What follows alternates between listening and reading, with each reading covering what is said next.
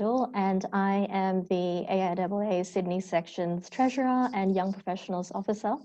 And I'm really excited to present today's speaker and webinar, which is about Saber Astronautics and PIGI 101.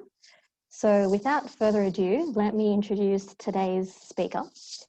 So as the CEO of Saber Astronautics, Dr. Jason Held is the leader of multidisciplinary science and engineering teams providing executive and technical leadership, business development and planning, branding and marketing guidance, vision and company direction, and principal investigation. Dr. Jason earned his PhD in aerospace and mechatronics from the University of Sydney and has 2 Bachelor of Science degrees in computer science with a minor in mathematics from the Virginia Military Institute. Prior to founding Saber Astronautics, Dr. Held was a US Army major for US Space Command and deployed internationally in support of military missions. He was a lead instructor at the Inter-Service Space Fundamentals course and an engineer at Space Army and Missile Command Battle Lab. He conducted flight software for the Wide Field Camera 3 of the Hubble Space Telescope and tested for the International Space Station.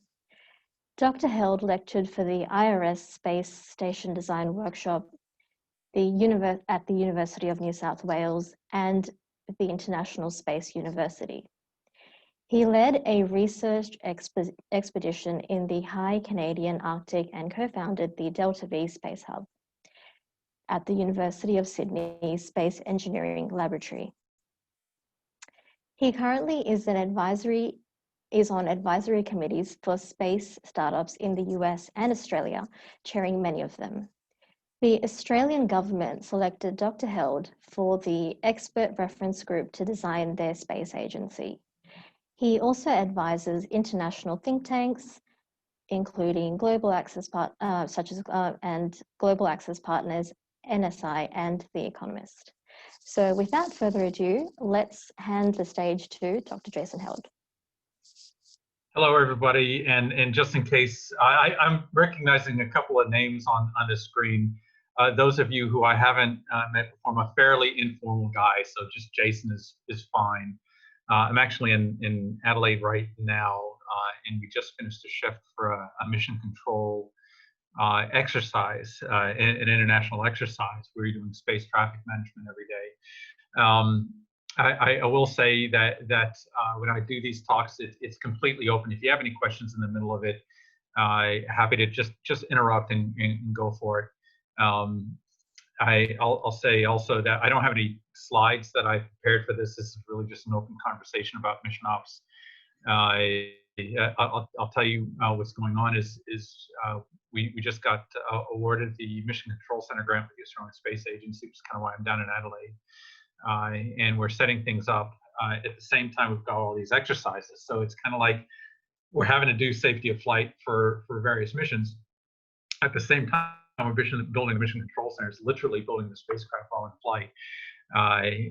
Mission control for us is really 3 areas. It's control of the satellite, it's control of the dishes, and it's the safety of the satellite. So with that said, before I get into the mission control software, I'll say that Saber Astronautics, we've been around since 2008. So I graduated from Sydney Uni. I founded the company right afterwards. The mission of Saber is something that I call the democratization of space, which means that our motivation is that anyone from anywhere in the world of any education level can be a part of the industry that we love. We started off making mission control software and turning it into a video game. And we added machine learning on the back end to do diagnostics and things like that, which is something that we've made a little bit of money from. And in the course of the last, I think, 5 years, 6 years, we really started to take off and serving the commercial sector, because the Australian commercial sector has been growing quite rapidly. So now there's just more customers for us to help. I think we've got about 110 new companies in the last 3 months alone, so it's pretty awesome. from my perspective at least, is pretty exciting to see.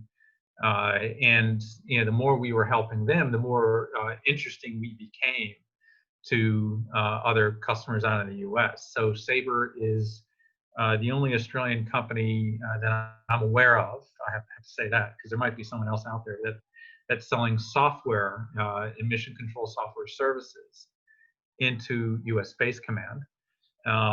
And we're also doing work with the Australian Defence Force as well. We're still a very kind of commercial organization, though, that also serves defense, and you'll find there's a lot of crossover between civil and military space, and it can get quite messy sometimes. And I'm happy to answer any of those questions. So before I start playing with software, I'm not really here to sell you on PIGI at all. Really, just kind of here to talk about mission ops and mission control. So I'll leave it over to you guys. Do you have any questions at all before we get into it? I'm gonna start picking on people. I want to pick on Michael Spencer because I feel I should know this person. He just wants to stay on mute. All right. Well, we're going to stay here staring at each other awkwardly until somebody unmutes themselves and says hello. That's how this is going to go. Dr. Jason, I have a question. So it's Nimish here. Yeah, Nimish, how you going, mate? Pretty good, pretty good. So I just had a couple of curious questions on PIGI and the motivation behind it. I saw a few of the introductory talks you gave, maybe this was years ago, but what was the motivation and how it has helped you develop the software and on the products that Saber Astro develops now? You mean the main mission control software or the machine learning stuff? So both of them, because I remember you had given talks around 2012 when you were initially starting up, and now that you have a full product there, how has been the motivation and the journey?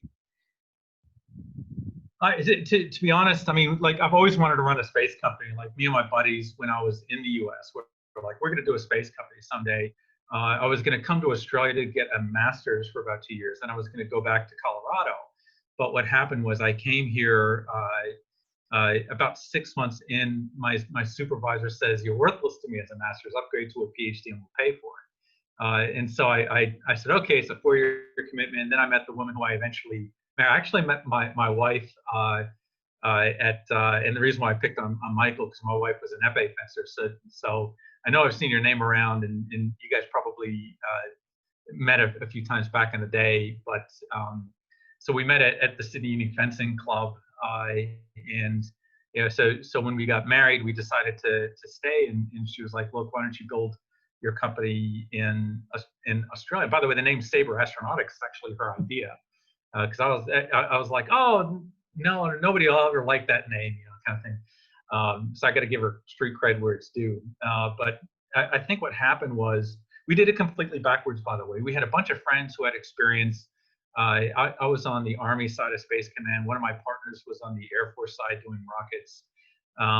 He was a launch guy. I had a couple of buddies who did PhDs with me from the robotics lab. And when I graduated, so we focus on the tech, which is the exact opposite of what you're supposed to do. I said, all right, we're going to focus on the tech, and we're going to make a company that kind of leverages machine learning. And in the back of my head, since I've done all this like space operations type stuff before in one flavor or another, I was looking at all of this and the machine learning, saying, let's apply that to space and try and get a leap ahead. Remember, this was back in 2008, 2009. And well before machine learning was really taking off, and before it became a meme. Back then we just called it complex systems.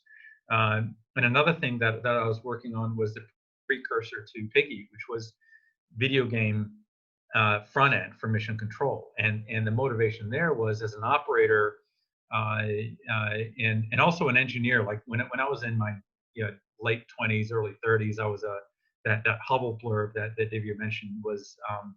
I was on the flight software team for one of the Hubble cameras. It's the Wide Field Cam 3.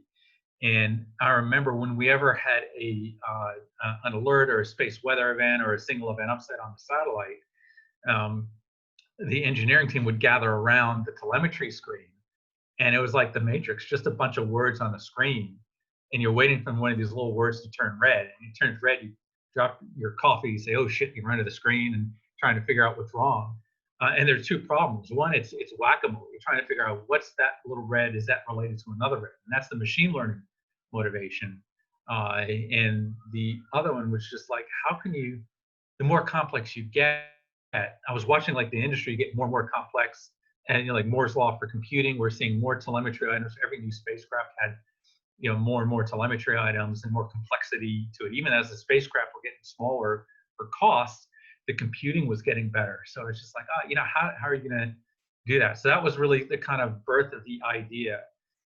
In 2009, 2010, I was doing this. I had all these ideas of ways to make money. I was trying to be really commercial, and we did the Space Beer project with the Four Pines. Some of you might have heard about that. We broke even. We didn't make a lot of money. It didn't really, it wasn't the money winner I thought it would be.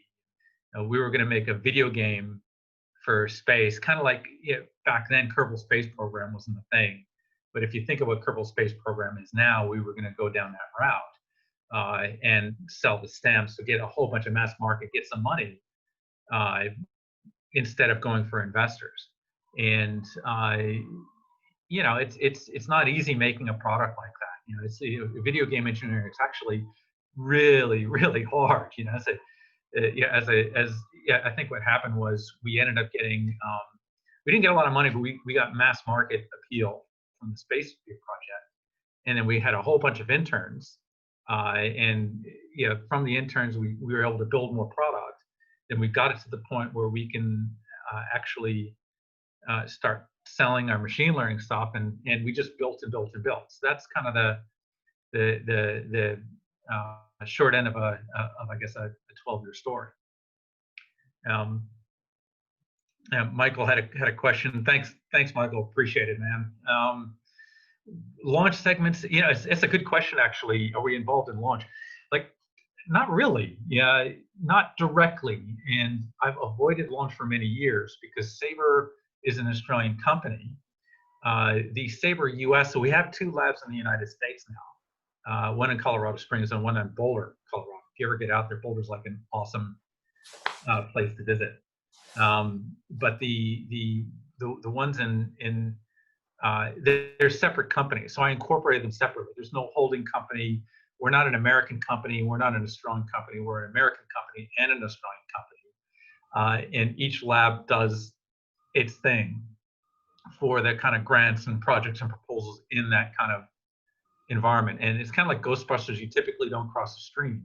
So we said mission control software is not ITAR regulated anymore for the most part.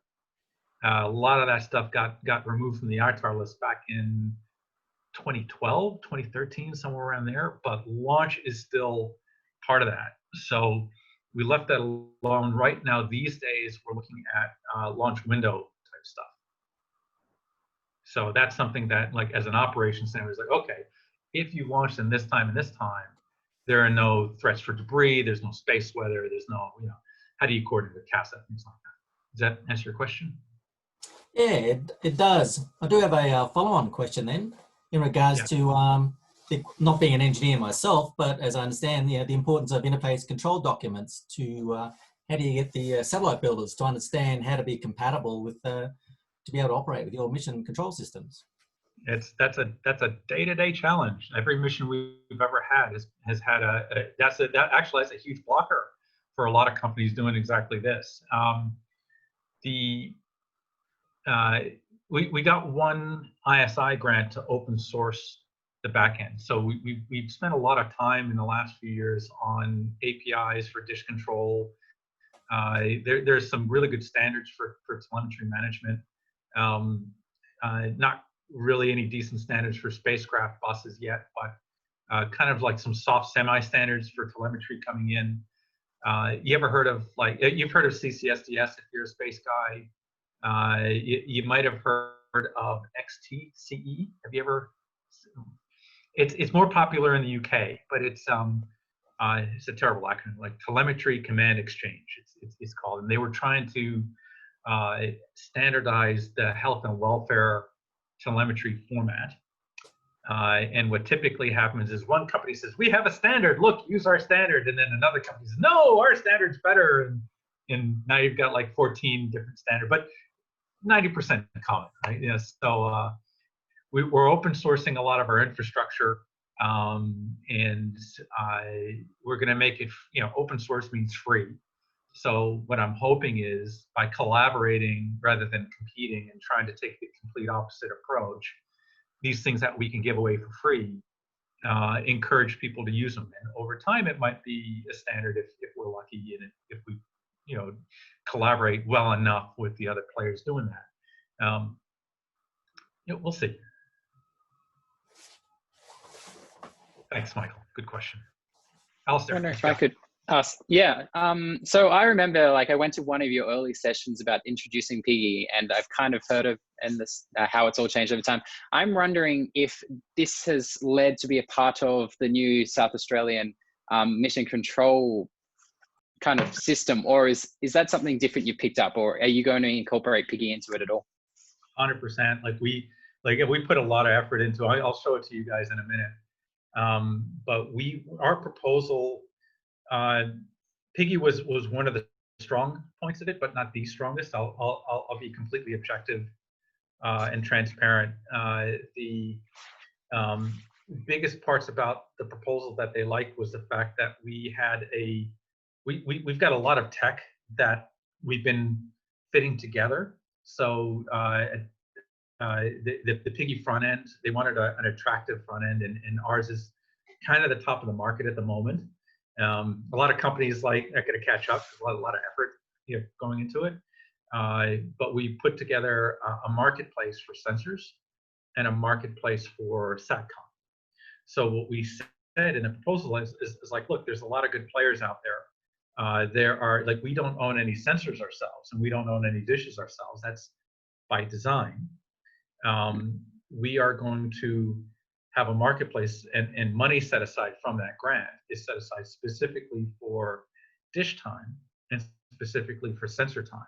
So any Australian product can get money from Saber Astronautics through this grant to pay for their SATCOM and to pay for their space traffic management, right? And they could use that money and leverage it through an ARSST linkage, or leverage it through Defense Hub, or leverage it through SmartSat CRC, and basically double up on their innovation costs. You know, so the cost to say, oh, I need to raise $500,000 to do a 2U CubeSat.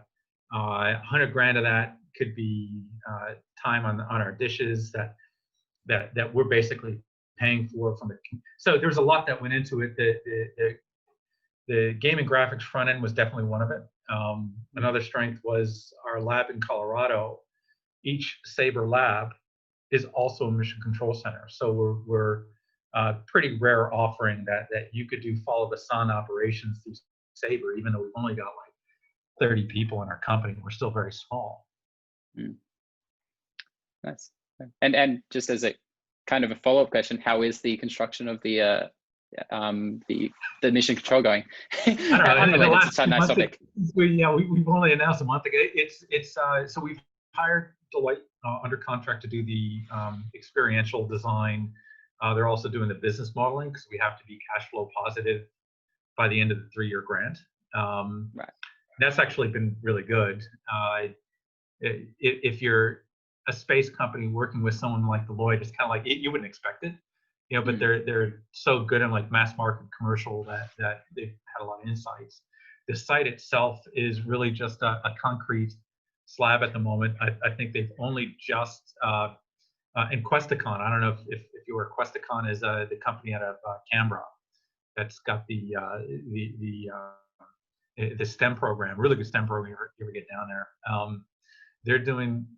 They're leading the charge for most of the construction. They're actually hiring the construction people, and we're just fitting into whatever theme they come up.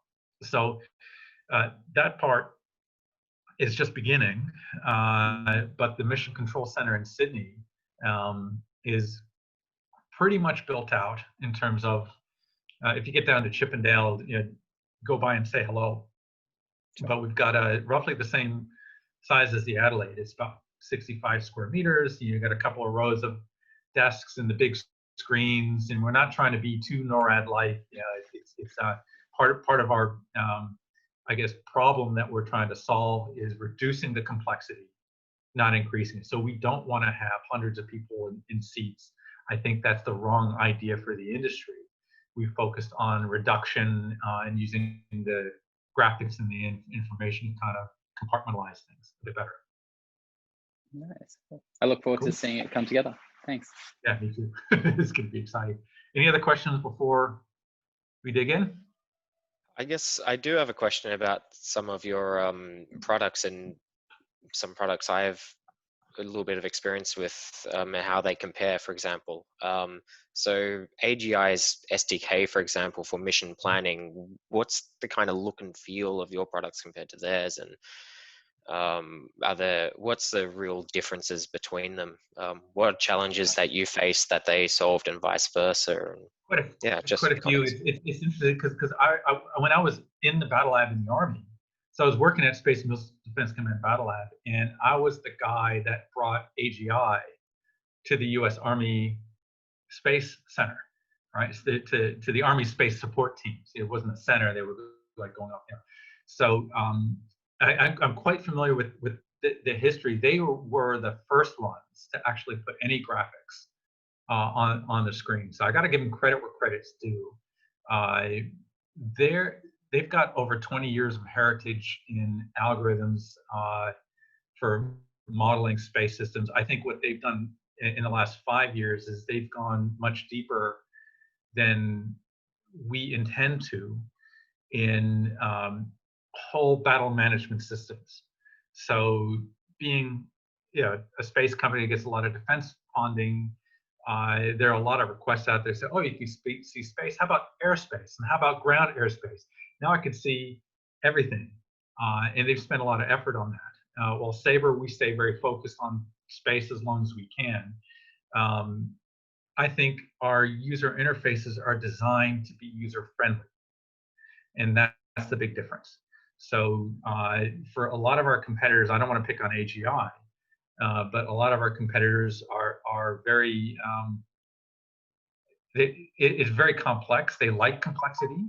We're the kind of industry that glorifies complexity. Like you can get a black belt in our competitors' products. I don't want any of that. I want a video game.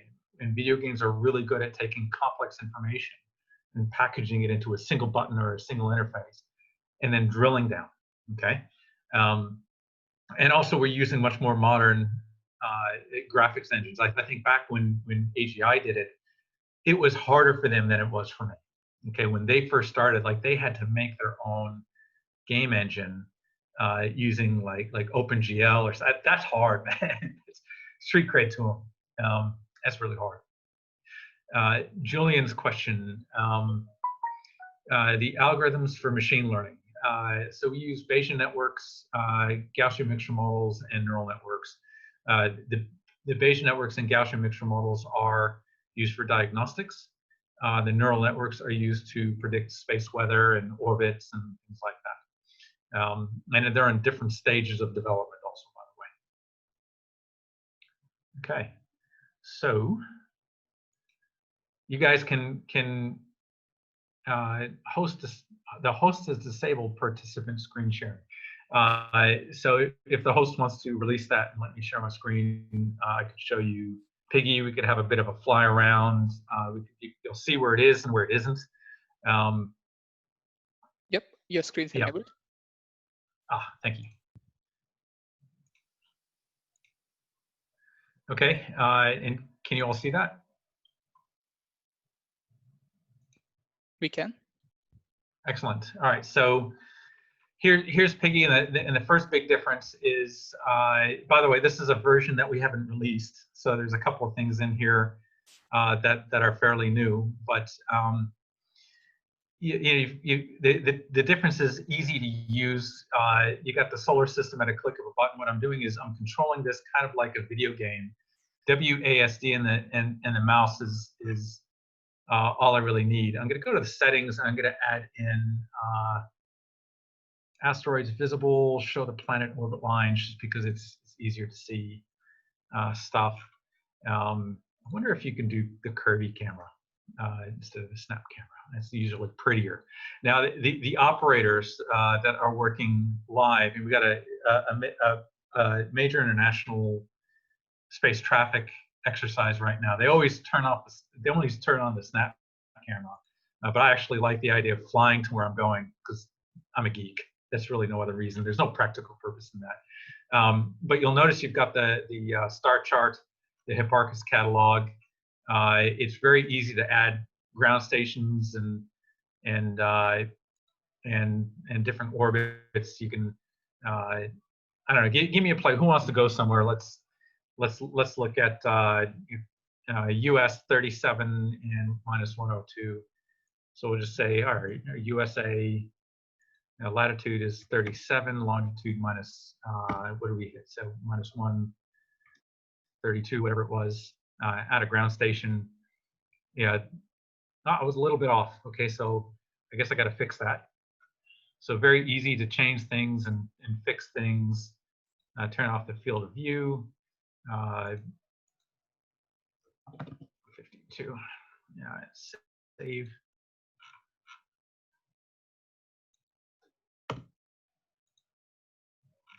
Yeah, now I'm going the wrong way because I don't know my minuses from my pluses, so my bad. We'll just leave it there. You get the idea. So you can create your ground stations, and you can create a satellite very easily. You can go into the satellite catalog. This catalog can inject data from something called the Unified Data Library, which is like a library of sensors. I'm not actually plugged into the UDL right now. Or you could just go from Saber Data, which is our API using cloud services that we pull from the 18th Space Force and NORAD. This list is actually publicly available. So if you go to celesttrack.org, you're going to get the same data that we are. The only difference is, you could do all your pulling and you're updating direct here from the API. So rather than looking at a website, you got it directly in program. So add in the ISS and add in, go ahead and update the TLE. 6 days old is a little too old. Let's see if that updates. Okay, there you go. So now your TLE is about 3 hours old. You add in the International Space Station and add your satellite, and there you go. You've got your oh, that's a NOAA 19. It's another thing that the Americans do a little bit differently is they look at the satellite numbers rather than anything else. So I got to kind of like get my act together and figure out where I am. There is a button to do this, but I forget where it is. But you get the idea. You can click on your satellites and you can create them.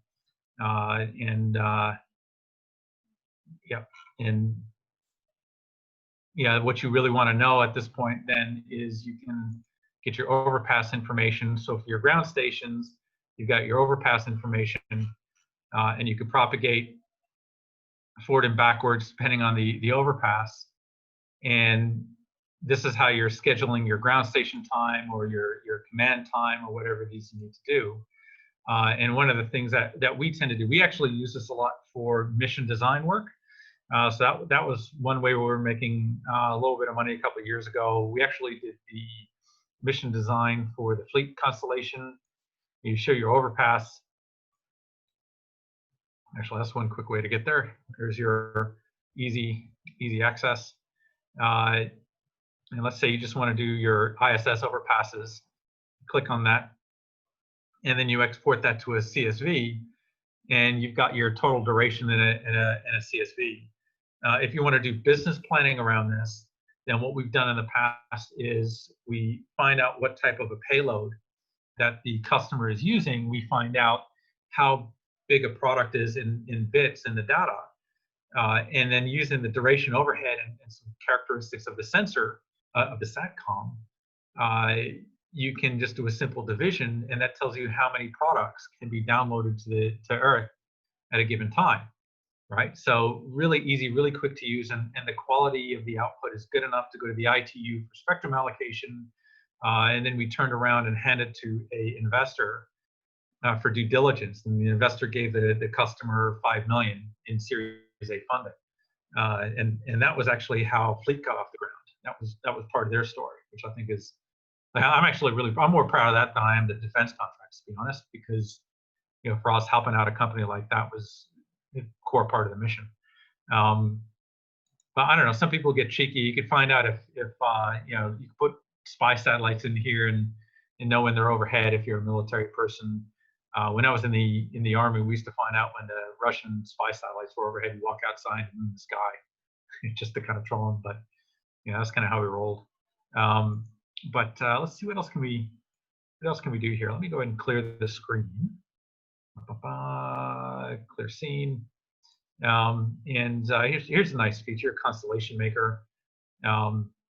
Put in 50 satellites, enter in the number of planes, enter in your altitude, so 1200.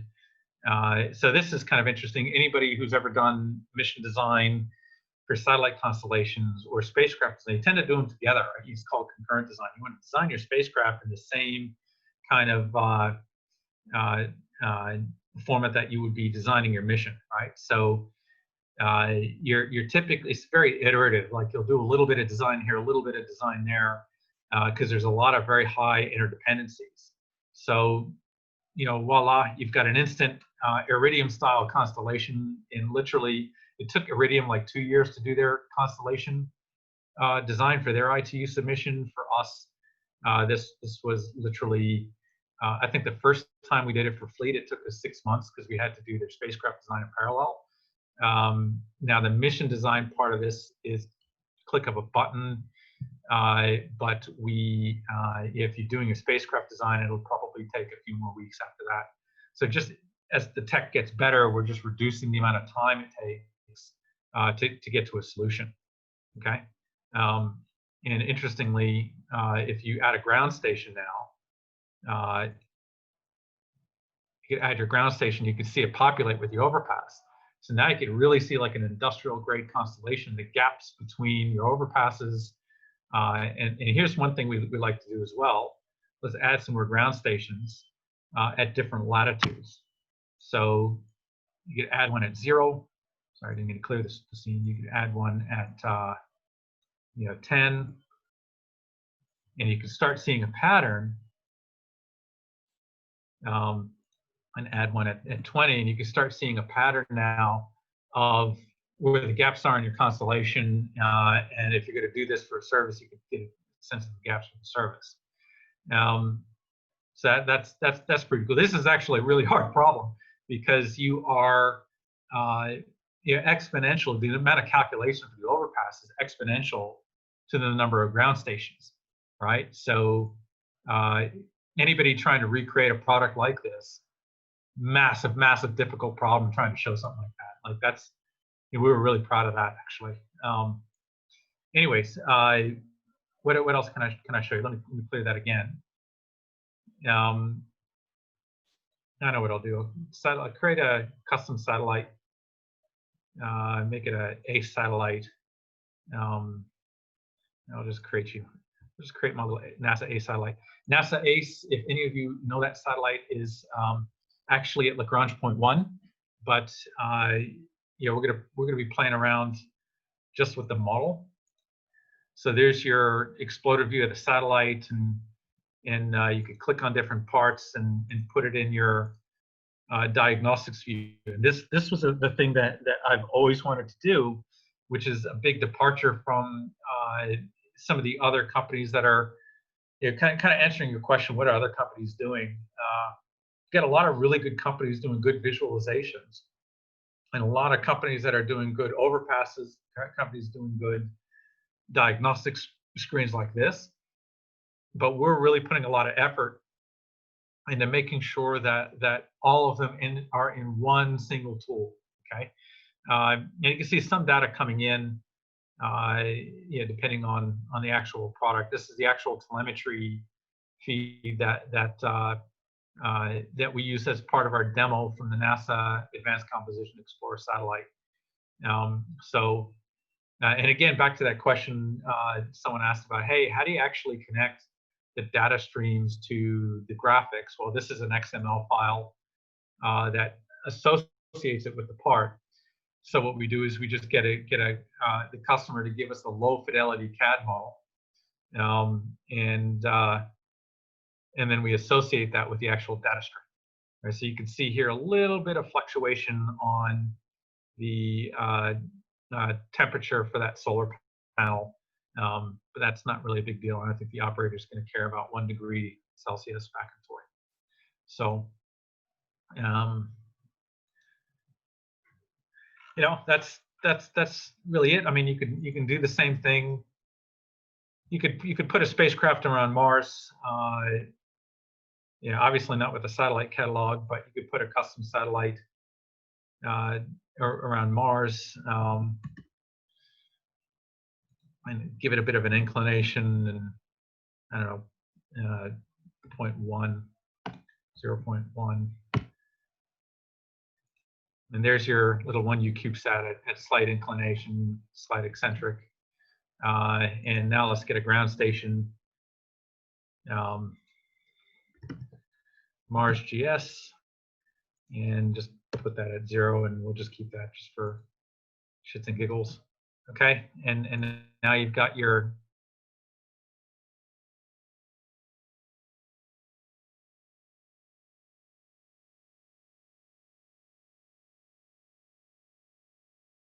downlink to the ground.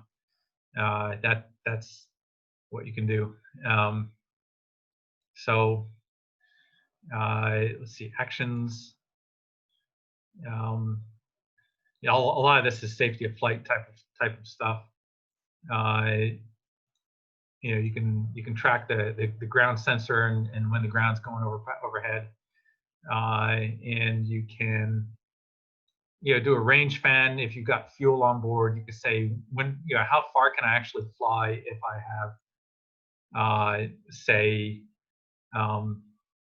certain amount of delta V or a certain amount of fuel, or if I want to change, actually do a mission.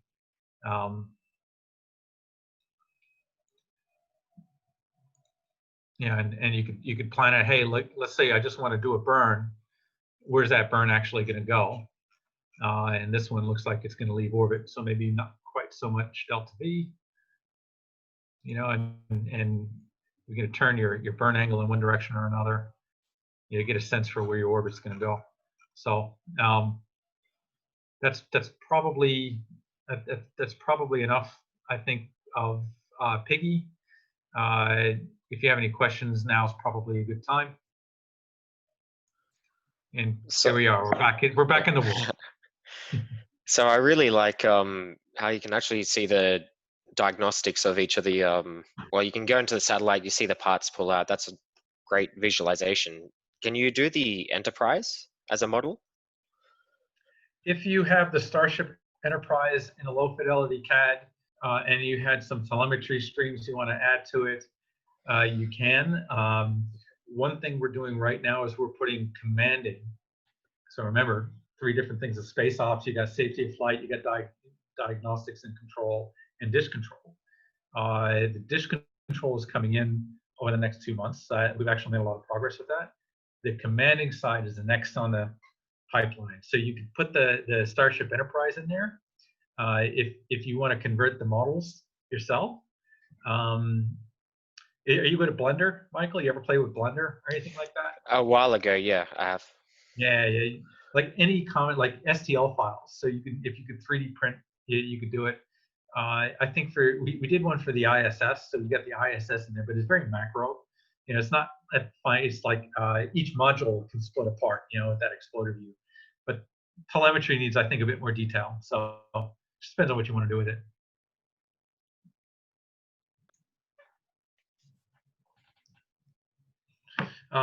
Michael Spencer's question: have you had to develop our own orbital propagation for simulating it with the spec?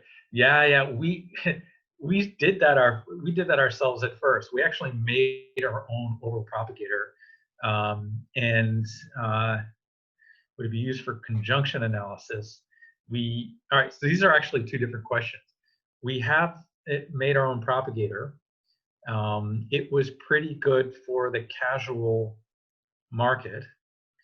but the orbital propagators are so common these days, and people have spent so much time on them, that we ended up just buying one off the shelf from a supplier, like a license. And we took that license, we built our own tools on top of that license. But pretty common type stuff these days. But back when we were first putting this together, and it's another thing, like as space engineers, we all like feeling like we're the smartest people in the room, right? So we tend to do things the hard way a little bit just to prove that we can. There's a little bit of that in there back in like 2009 when we were first doing this. Now we're a little smarter, like, oh, you already have a thing, we'll just use the thing, you know. But the conjunction analysis is an area where I think a lot of companies are competing on at the moment. And there are some good out there, but those tools are so expensive, like $100,000 for a license, and you still got to pay every year. So we just went ahead and we made our own conjunction analysis tools. They're at tier 5 at the moment. They're performing well in test. We haven't used them in anger yet. So that's where it sits. But yes, absolutely, we're going to be using that at the Mission Control Center for sure.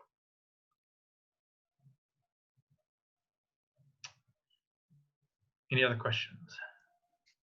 I guess I might as well chime in again.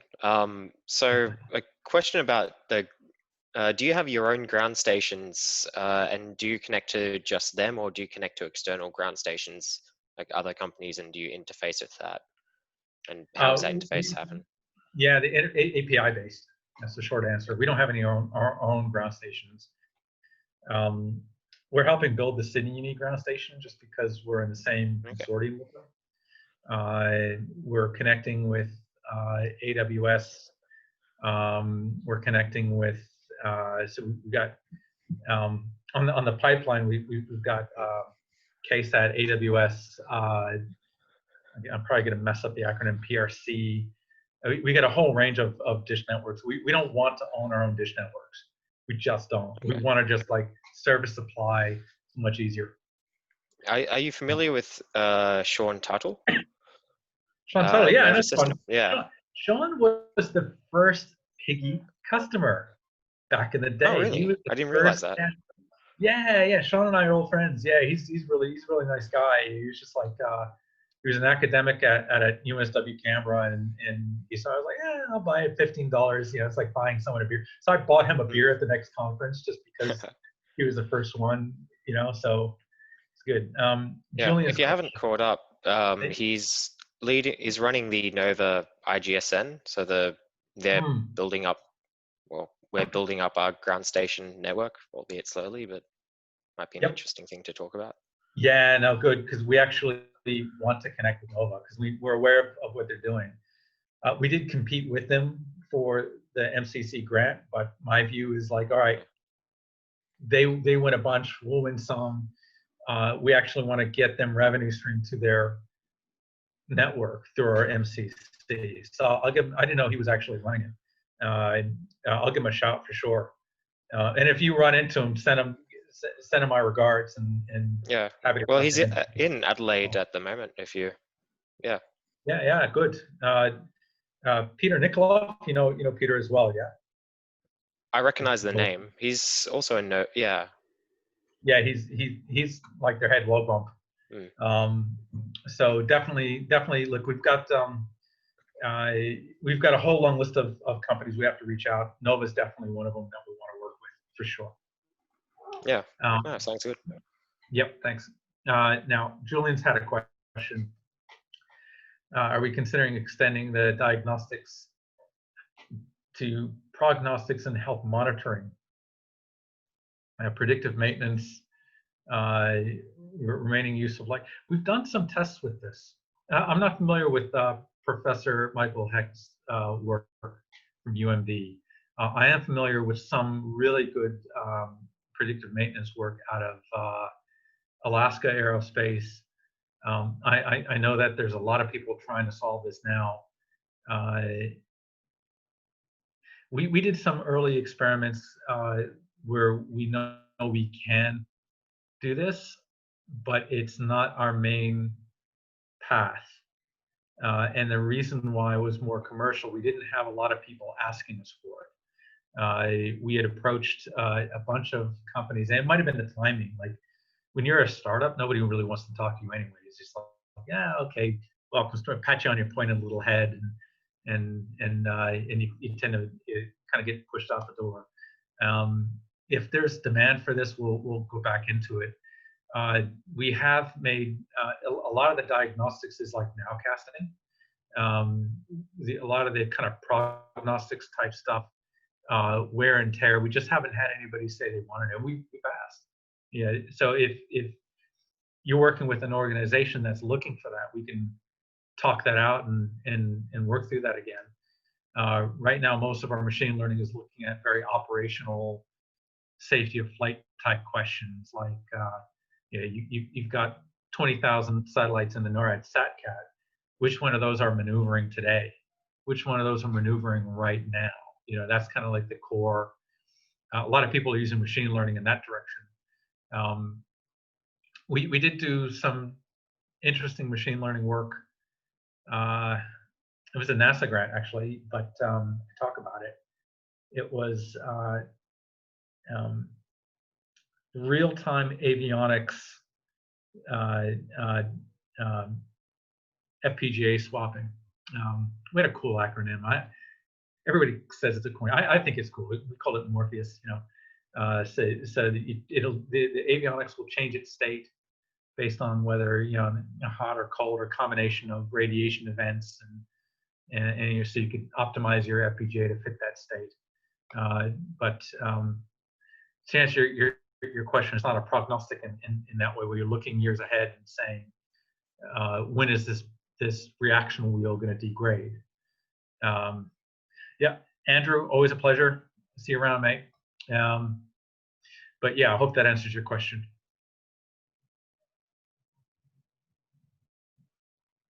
Okay.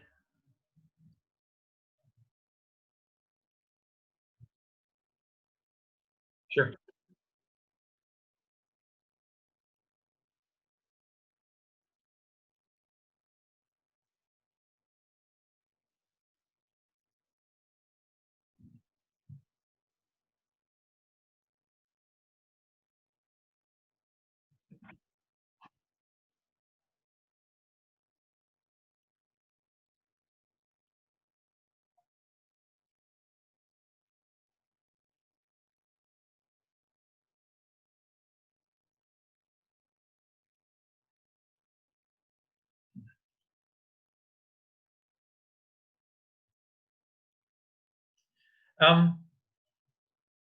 I think what we're doing is we are focused on live operations as a service. Selling software to university students will not make us a lot of money, and we would be very poor. And I've already sold my home for this business. And the only other option would be to keep going for grants after grants after grants, which also is a viable approach, but it's not what we want to do. We want to be sustainable without grants. However, open sourcing our infrastructures and putting money down that a university team can fly their own satellite. If you're building your own software, you can use our infrastructure for and copy the code because it's open source. That's the joy of it. So we really do want the work that we've done for our infrastructure to be a catalyst for people to get on the same standard. And the reason why we want to do that is because the industry as a whole is vendor locked to a hardware supplier. So you as a university student will buy a piece of hardware, some satellite from a supplier somewhere, or use some piece of software. And they'll say, oh, you're using our software. Well, you also have to use this pipeline, and you also have to use our dishes. Then you also have to use our decoder, which means now you have to use our operation service. And they do that to lock you into the supply channel, which in Australia is a massive, massive problem industry-wide. So we're not trying to own the software scene at all. In fact, we're giving stuff away because we want to break that vendor lock that is, I think, holding a lot of entrepreneurial teams back. Look, at the end of the day, a university team, 90% of you are going to build your own software anyways. It's good for you. You do it the hard way because you're a student. You should be learning. You should be learning why it's built this way. But the infrastructure at least takes apart the learning part of space, which you should be doing, separating it from the learning part of IT, which is not your degree. You know, so all that IT stuff is already solved. Can I answer your question? Cool.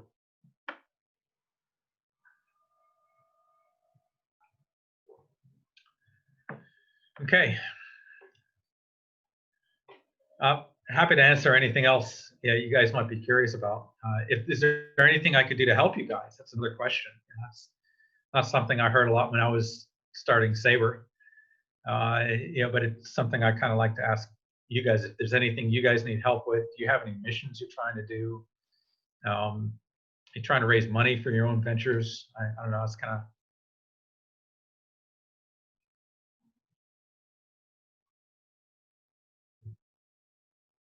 Sure.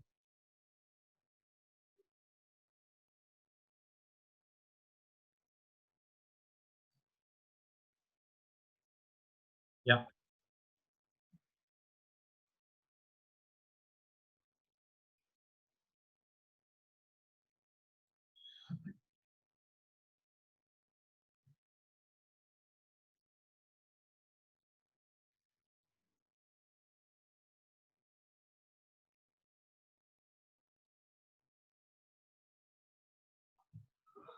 I hope so.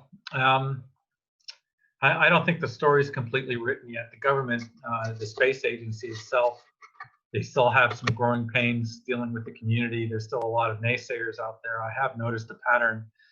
Most of the naysayers for the space agency today are the same naysayers who tried to keep the agency from existing in the first place.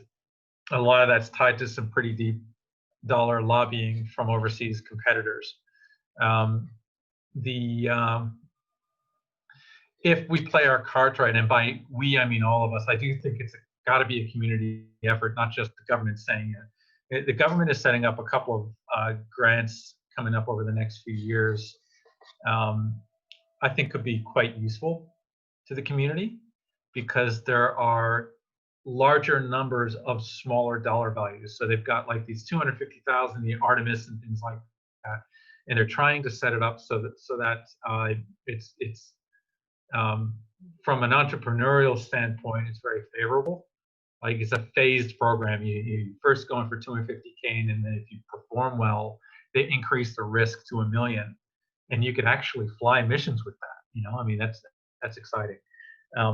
There's still a few barriers where, again, the overseas competition is still quite strong. The way government perceives risk is still a challenge, but I also see a big change between the last 3 years since the agency founded and the 15 years before. Well, I haven't been here that long. The 13 years before, when I first came here in Australia, it was like the dark ages. To even mention space, you know, people would get kicked out of like Andrew Dempster every year at the Australian Space Research Conference. You guys know Andrew Dempster, professor from UNSW, right? Really good guy. He was extremely objective. He would stand up and he would say, you know, all these problems you have, maybe we need a space agency. Everybody would laugh at him, and they would, it's like throw paper balls. And I'm like, you know, the guy's kind of right, you know. But yeah, as an industry, you're seeing a lot of the startups, still a high giggle factor. Not so much. It is a market that's going to triple in the 10 years, over the next 10 years. Everybody kind of knows that now. The only people that are giggling are the lobbyists whispering in the ears of government members that don't know better. And the government members that don't know better are becoming fewer and fewer every year. And that's the real work that the space agency is doing. And to be honest, the more we talk about it and the more kind of entrepreneurial oomph you get out of the community, the better that's going to be. So it is a ground up as well as a top down. Look, stepping up from earlier question on ICDs, do you think it's useful to release a Saber white paper describes an operation? Yeah, yeah. Michael's spot on. We got to do a white paper. We're putting together a presentation. Unfortunately, there's going to be no research conference this year. Unfortunately, I wish there was. The Saber mission to shape and influence space mission. Yeah, 100%. Right. Like we know we need to do this. We know we need to communicate this to the community. We've just been so busy, like trying to execute. We're barely. Here's the water, like right above our brow line. So we've actually hired market engagement people, and like we've been doing the sales ourselves, which is not a healthy thing as a business to do. So we're starting to add more of that processes in those processes in as well. But yeah, we absolutely need to put out a white paper that describes the ConOps and how we want to work. I will say that Deloitte has been, because we contracted them about a month and a half ago. They're absolute legends. These people are like business operations weapons, and they've been a great help. They're right now going through customer discovery with members of the community that have flights. So if you have a flight that you're planning on doing, or if you're part of a major space mission, or even a startup space mission, and you want to be introduced to Deloitte to talk about some of the things we plan on doing, they could probably really use your insight to help them shape some of the assumptions that we've been making in the business model. One of the things that we put in is, and it's a question we're asking, not an answer, but how do you do the tasking service? How do you, the responsive part of our responsive space operations center is dealing with the downstream customer, which is not something I normally enjoy playing with. I'm a space guy, not a downstream guy. A lot of space companies, they get motivated to doing downstream services because the investors are too scared to build an actual spacecraft, and I push back really hard against that. But I thought, all right, for an mission control center, we're going to be in the middle between all these companies that need data and all these companies that want to fly. How can we actually bring them together in a smart way? So we'll be looking at that as well as part of the ConOps.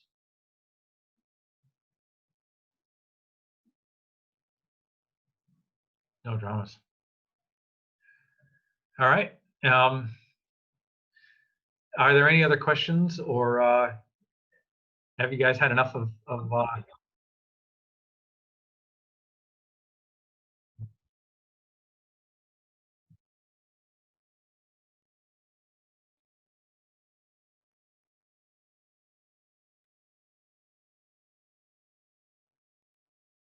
Yep. Okay, very happy to help. If anybody needs anything at all, we are looking at rideshare opportunities.